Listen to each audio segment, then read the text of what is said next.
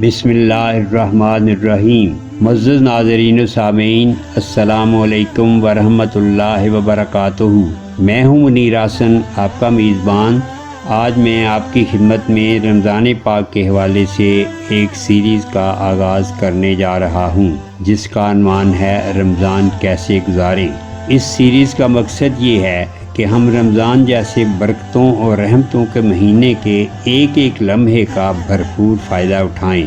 اس series میں ہم قرآن و سنت کی روشنی میں چھوٹے چھوٹے مسائل اور ان کی افادیت کے بارے میں بات کریں گے۔ چلیے اب ہم اپنے پروگرام کی ابتدا کرتے ہوئے اپنے پہلے موضوع کی طرف آتے ہیں، جس کا عنوان ہے روزے کی تاکید اور حکم۔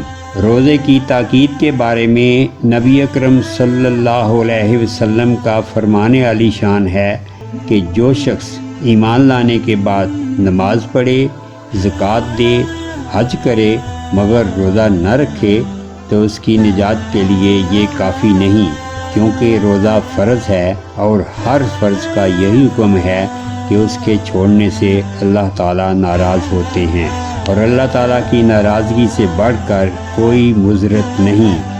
دعا ہے کہ اللہ تعالیٰ ہم سب کو اپنی مرضیات پر چلنے کی توفیق عطا فرمائے، آمین۔ دوسرا ہے روزے کا حکم۔